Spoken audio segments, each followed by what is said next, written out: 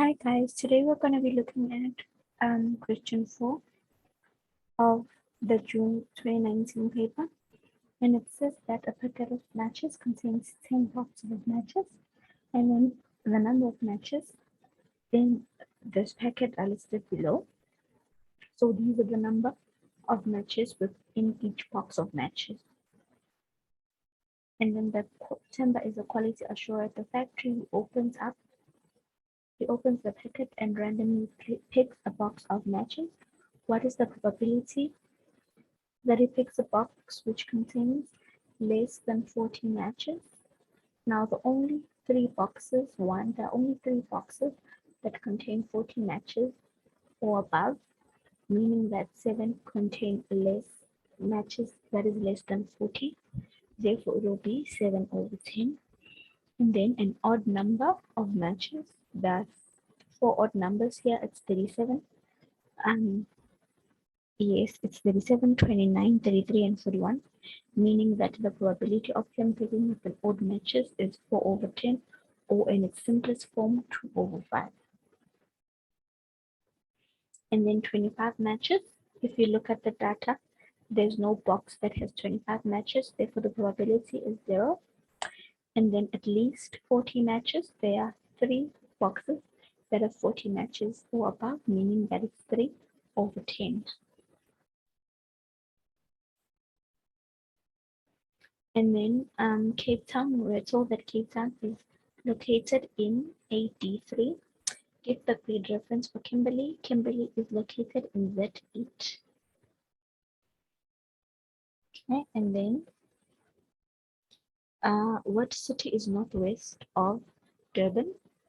This is Durban. Remember, this is the west of South Africa. Therefore, northwest, the most city that's northwest would be Johannesburg. Give the compass direction of Port Elizabeth from Appington. Sorry. And then this is Appington. And this is Port Elizabeth. So it will be southeast. And then measure the distance on the map. So you'll take a ruler and then you'll measure the distance, and then let's say it's 35 millimeters. And then calculate the actual distance that a helicopter would fly if it went from Durban to Polokwane. So every scale has a map, and every map has a scale, and the scale basically shows you that 1 millimeter on the map represents 19.4 kilometers in real life. Therefore, in order for you to calculate the actual distance in real life, you're going to say 35 minus 19.4, and then you're going to get 679 kilometers.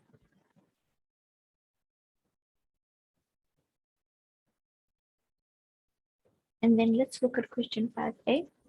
Now with a parallelogram, the opposite sides are equal, okay? So therefore, we are told that angle Q is equal to 127 degrees. This means therefore that angle S as well, it's equal to 127 degrees. Now in a quadrilateral, meaning a four-sided shape, the number of angles equal, when you add them, they equal to 360.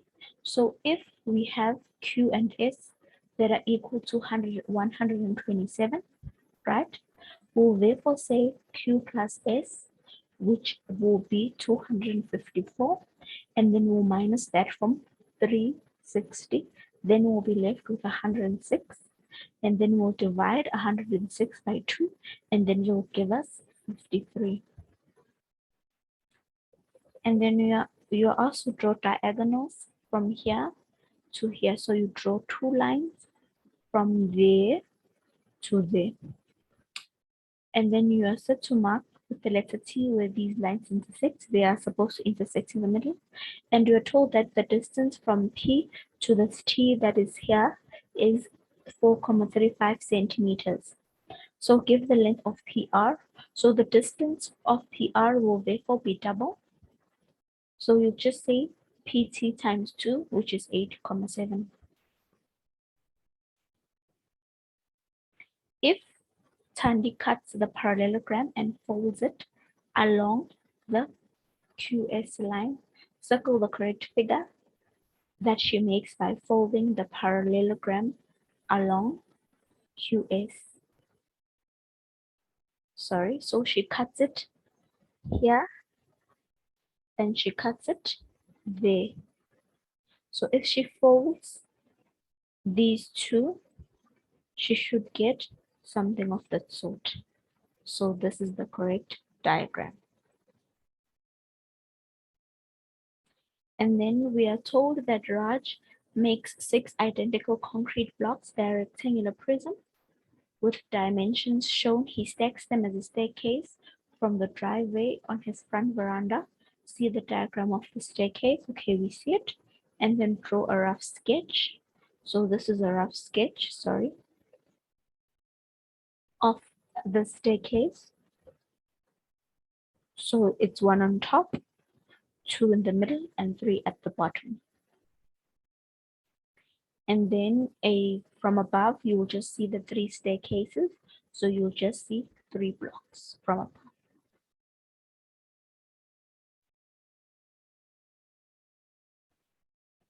And then the total volume of the concrete will be length times breadth times height. And we were given, sorry, the length, the breadth, and the height.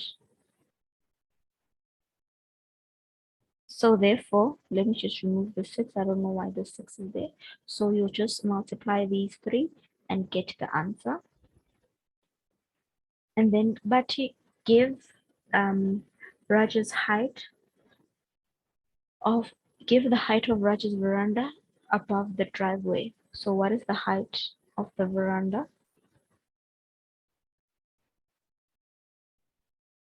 So because the distance from here to here is 15, we'll just say 15 times 1, 2, 3. That will be the distance of the veranda, meaning that the veranda will be 45 centimeters, because 15 times 3 is 45 centimeters.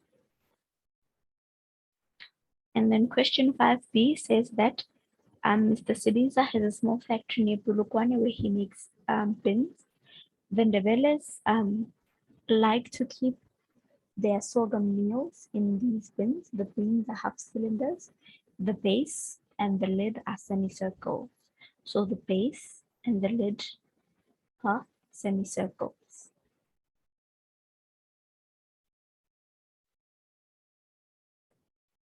So calculate the volume of one of the bins. So the volume for a cylinder is normally pi times r squared times h, but the bin is half a cylinder, so you need to half it. So you say pi, which is 3,4, times the radius, which is half of 30, times the height, which is 60, and you'll get the volume of the cylinder. And then we are told that Mr. Sibiza has a flat surface at the back, a curved surface at the front, a base, and a lid. These are all semicircles. See the net of one of the bins in figure 9. So we are told that the striped section is the flat back section, and the shaded part is the curve of the front section that has been made flat. So calculate the area of the flat surface. Because it's now flat, the area will be length times breadth with it, which will be 60 times 30.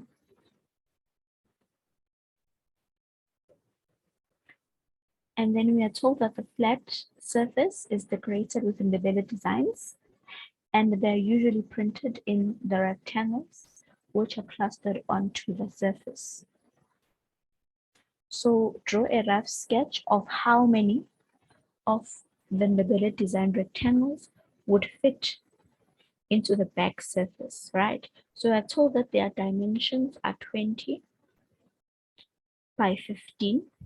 So if you say 20 by 15, you should get that the area of 1 is 300 centimeters. Now, in order for you to find out how many can fit into this rectangular space, remember we've calculated the area.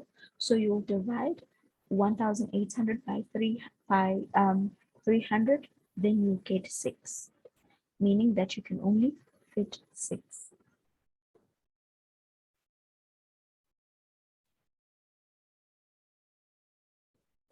And then you're also told to calculate the total area of the base and the lid. Remember, all of these are circles. So you'll say the area is pi r squared. Pi, the radius, is 15. And then you get your answer. And then we're told to calculate the length of the curved wall of the gray part. So the length will be half of pi times pi times the diameter. Remember, the diameter is 30 because the radius is 15, and then you'll be able to get the length of the curved wall as 47, 47, sorry, comma 1. Now, to calculate the area of the curved wall, you'll just say the length of the curved wall, right, multiplied by 60, which is the length that we were given, and then you'll get 2,826, and that will be your answer. I hope that everyone understands. Thank you so much for listening. Bye.